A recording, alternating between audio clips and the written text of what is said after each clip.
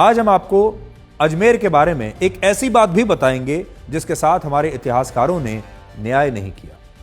क्या आप जानते हैं कि भारत में 6ठी शताब्दी में चौहान साम्राज्य की शुरुआत आज के इसी अजमेर शहर से हुई थी।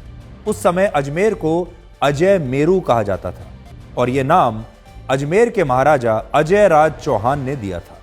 चौहान साम्राज्य के शासन में कई मुस्लिम आक्रमणकारी भारत आए और उनका एक ही सपना था कि एक ना एक दिन उन्हें अजमेर पर कब्जा करना है। 11वीं शताब्दी तक बहुत सारे युद्ध हुए जिनमें सिंह राजा चौहान ने कई मुस्लिम आक्रांताओं को इन युद्धों में हराया और ये आक्रमणकारी चाहकर भी अजमेर को जीत नहीं पाए। 12वीं शताब्दी में जब चौहान साम्राज्य का नेतृत्व पृथ्वीराज चौहान के पास आया तब मोहम्मद गौरी ने उनके खिलाफ तराइन का पहला युद्ध लड़ा। यह आपने इतिहास में पढ़ा होगा।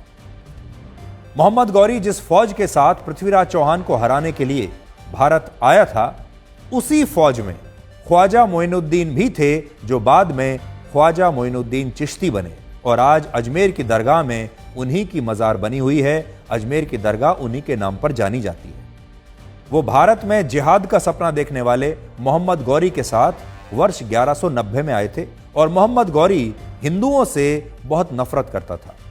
तराइन की पहली लड़ाई में जब मोहम्मद गौरी पृथ्वीराज चौहान को हराने में नाकाम रहा और उसे भारत से वापस लौटना पड़ा, तब ख्वाजा मोइनुद्दीन चिश्ती मोहम्मद गौरी के साथ भारत को छोड़कर वापस नहीं गए और उन्होंने यहीं भारत में रुकने का फैसला किया और वो भारत में इस्लाम धर्म का प्रचार प्रसार करने लगे।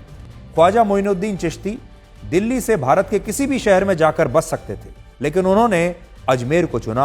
उन्होंने अजमेर जाने का ही फैसला किया और इसका कारण यह था कि अजमेर चौहान साम्राज्य का गढ़ था। जब उत्तर भारत के एक बड़े भूभाग पर चौहान साम्राज्य का शासन था, तब बड़े बड़े मंदिर और किलों का निर्माण हुआ और जब मोहम्मद गौरी ने पृथ्वीराज चौहान को तराइन की दूसरी लड़ाई में हराया, तब सबसे पहले उसने इसी साम्राज्य में बने मंदिरों को तोड़ना शुरू किया और मंदिरों को तोड़कर उन पर मस्जिद और मकबरे बनवा दिए, जिससे आज 2024 में इन पर यह विवाद हो रहा है।